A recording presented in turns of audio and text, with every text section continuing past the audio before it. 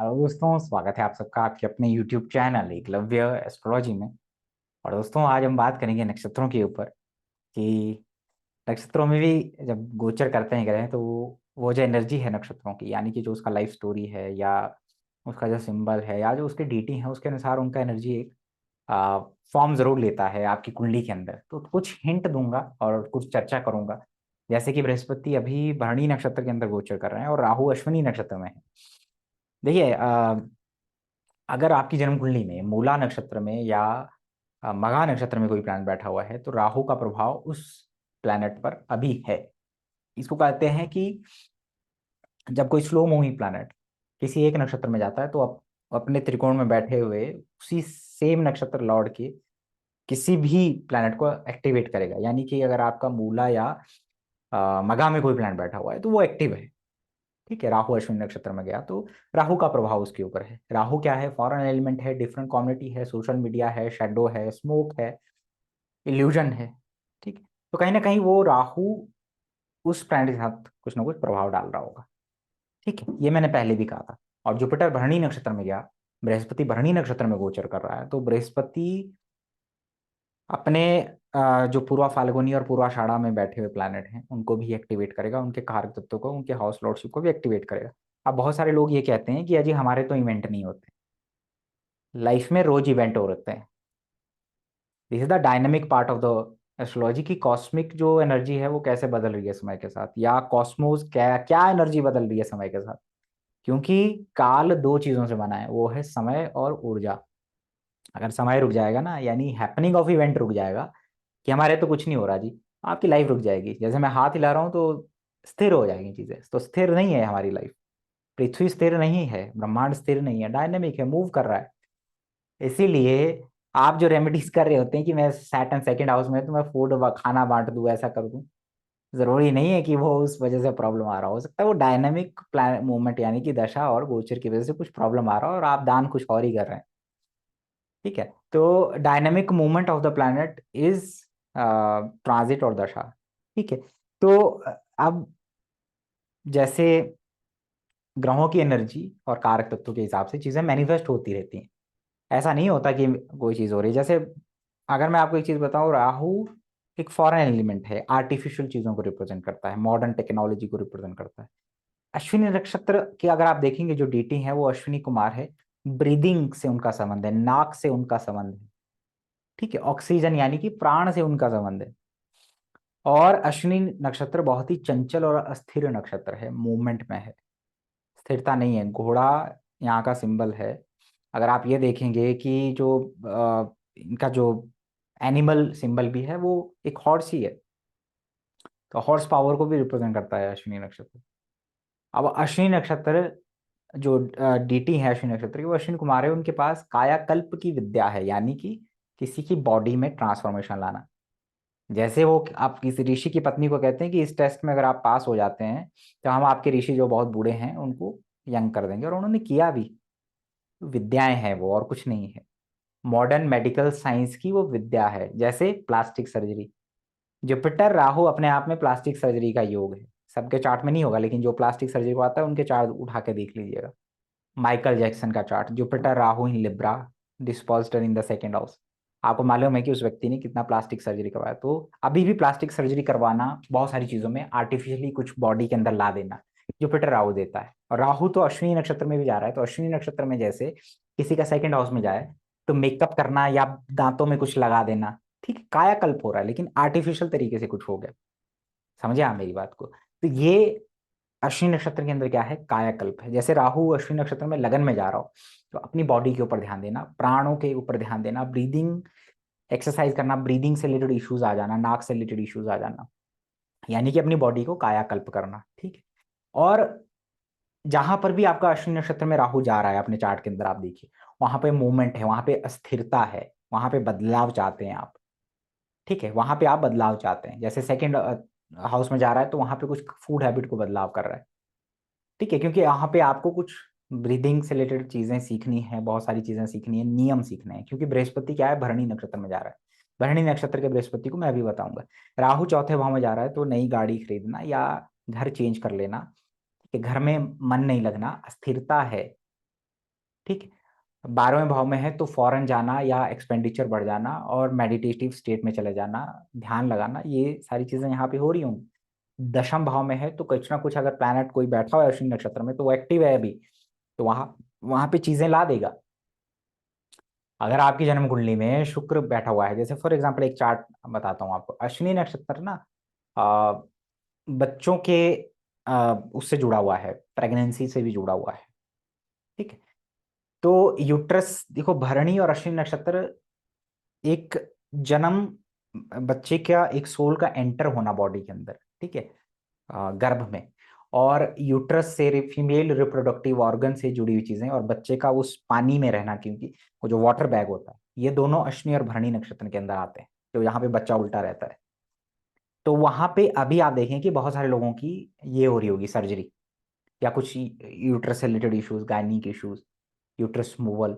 जैसे एक चार्ट है, कर्क कर्क लगन है, वीनस अश्विनी नक्षत्र में है, तो जैसे ही राहु अश्विनी में आया, जुपिटर भरणी नक्षत्र में गया, उसके उसी ग्रह के ऊपर से, तो वहां पे क्या हुआ, पत्नी का ऑपरेशन हो रहा है।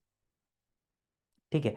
स्टमक से रिलेटेड इशू या कुछ गॉल ब्लैडर में इशू, ये सारी चीजें यहाँ पे देता है। दूसरा, राहु अश्विनी में गया तो मैंने कहा 10वें भाव में है तो आपको स्थिरता दे रहा है, काम में बदलाव चाहते हैं आप वहां पे। 9वें भाव में है तो आपको यात्रा करा रहा है किसी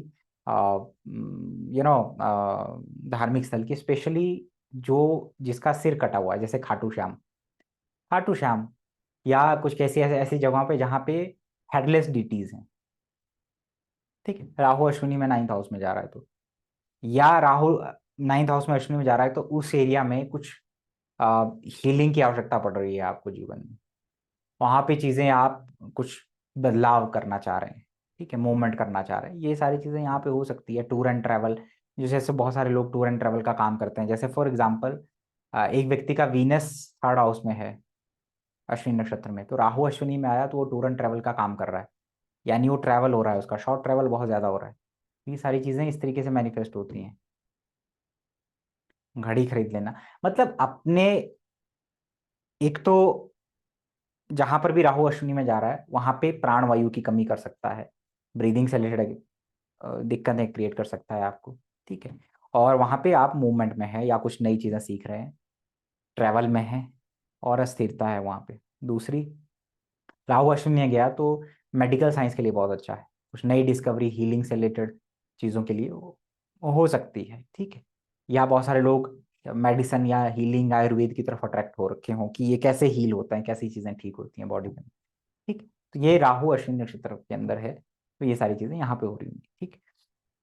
जहां पर भी आपका राहु जा रहा है अश्विनी नक्षत्र में, उन सब लोगों के लिए अच्छा है जो आईवीएफ के थ्रू बच्चे करवाना चाहते हैं, आर्टिफिशियली चाइल्ड बर्थ में प्रॉब्लम है तो आर्टिफिशियली कुछ करना चाहते हैं, तो उनके लिए राहु अश्विनी नक्षत्र में बहुत अच्छे एक गोचर है, एक बहुत अच्छा समय है। तो बहुत सारे लोगों का ये हो भी रहा होगा आसपास, अगर आप देखें कृत्रिम भ्रूण बनने की एक न्यूज आई थी तो वो राहु अश्विनी का कमाल है। अच्छा, अभी बृहस्पति भरणी नक्षत्र में है, तो बृहस्पति जो भरणी भरणी जो नक्षत्र है, it is connected with the yama, यम और नियम, यानी कि जहां पर भी बृहस्पति जा रहा है वहां पे ट्रांसफॉर्मेशन, एक तो क्योंकि भरणी नक्षत्र है, बहुत इंटेंस एनर्जी है, बहुत ही ट्रांसफॉर्मेटिव एनर्जी है, पेन है ना, बियरिंग है, बहुत सहन करना है वहां पे। और भरणी नक्षत्र के अंदर मैंने कहा कि नियम है, जैसे बृहस्पति किसी का लगन से जा रहा होगा तो मैंने कहा नियम सीख रहा है, योग सीख रहा है। द्वितीय भाव से जा रहा तो फूड से रिलेटेड नियम बनाने की यहाँ पे हो सकता है आप कुछ कर रहे हो। बेसिकली दोनों ही नक्षत्र ऐसे हैं जो आपके ब्रीदिंग, प्राण और नियम, योग उनसे जुड़ा हुआ है। ठीक है। और क्रिएशन से जुड़ा हुआ है। तो 5th हाउस से किसी का जा रहा है तो चाइल्ड बर्थ, कंसीव होना, ये सारी चीजें यहाँ पे हो सकती है। ठीक है। 5th किसी का शुक्र के भरणी में है, जुपिटर जा रहा है वहां से, तो किसी ऑपोजिट फीमेल एनर्जी की तरफ अट्रैक्ट होना। और जैसे 9th हाउस से जा रहा है तो जैसे भरणी नक्षत्र की जो कनेक्शन है वो है माँ कामाख्या से, तो कामाख्या विजिट करना, कामाख्या टेम्पल जाना, या कामाख्या डिटी से ज्यादा कुछ उसके बारे में पढ़ना, सेक्सुअल तंत्र की तरफ अट्रैक्ट हो जाना, जैसे बहुत सारे लोग कामसूत्र पढ़ते हैं या उससे उसमें इंटरेस्ट आ जाता है, क्योंकि ये भरणी नक्षत्र इस तरीके की एनर्जी है। ठीक है। तो अगर आपका बृहस्पति इन भरणी नक्षत्र में गोचर कर रहा है और आपका कोई प्लैनेट भरणी में, पूर्वाषाढ़ा या पूर्व फाल्गुन में बैठा हुआ है, तो वो एक्टिव है। तो बृहस्पति प्राण है, तो और राहु अश्विनी भी नक्षत्र भी प्राण है, तो जुपिटर राहु दोनों कुछ ऐसा योग बना के बैठे हैं जहाँ पे बहुत सारे लोग ब्रीदिंग साइनस रिलेटेड इश्यूज से प्रॉब्लम उनको हो सकता है। और बहुत सारे लोग कैसे प्राणों को कंट्रोल किया जाता है, कैसे सांसों को कंट्रोल किया जाता है ना, ब्रीदिंग एक्सरसाइज करना, ये सारी चीजें कर रहे होंगे या इस तरफ वो डाइवर्ट हुए होंगे। ठीक है, ये सारी चीजें यहाँ पे इस तरीके से काम करती हैं। अगर आपका आप देखिए कि बृहस्पति और राहु दोनों ही एक भरणी में और एक अश्विनी में गोचर कर रहा है जिस भाव में, वहां पे परिवर्तन आने वाला है या आप परिवर्तन कर चुके होंगे ऑलरेडी, क्योंकि भरणी में आया है अभी, राहु अश्विनी में है। तो कहीं ना कहीं भरणी एक ट्रांसफॉर्मेशन का नक्षत्र है, बदलाव करना, ट्रांसफॉर्मेशन लाना। सप्तम भाव में है तो रिलेशनशिप में आ रहा है। ठीक है, तो ये सारी चीजें यहाँ पे हो सकती हैं।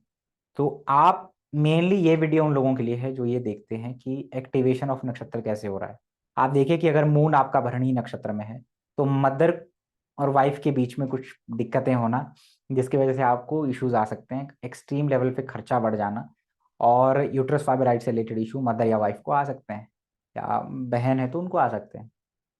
ठीक है, ऑपोजिट सेक्स के ऊपर खर्चा करना, अगर मून आपके चार्ट के अंदर भरणी नक्षत्र में है और बृहस्पति यहाँ से गोचर कर रहा है, तो ये सारी चीजें यहाँ पे होती है। ठीक है, भरणी नक्षत्र अपने आप में एक इंटेंस एनर्जी है, शेमनिज्म को रिप्रेजेंट करती है। माँ काली डार्क एनर्जी की तरफ अट्रैक्ट करती है आपको, स्पेशली स्कॉर्पियो नवांश में अगर कोई प्लैनेट बैठा है भरणी नक्षत्र में, तो इस तरीके की आप ट्रांसफॉर्मेशन अपने जीवन में देखने वाले हैं। तो एक जस्ट एक स्नैप, एक जैसा था ना कि छोटा सा मैं आपको एक शॉर्ट कि भाई किस तरीके से हम देखते हैं नक्षत्रों में, कैसे एक्टिवेट होते हैं प्लैनेट। आई थिंक आपको कुछ हिंट जरूर मिला होगा। और लेते हैं आपसे अलविदा और मिलते हैं अगली वीडियो में। मास ट्रांजिट इन लियो बहुत जल्दी। डायनामिक एस्ट्रोलॉजी कोर्स करना चाहते हैं तो आपका बहुत बहुत स्वागत है। कल से स्टार्ट है, आज लास्ट डेट है। चलिए मिलते हैं आपसे, प्रणाम।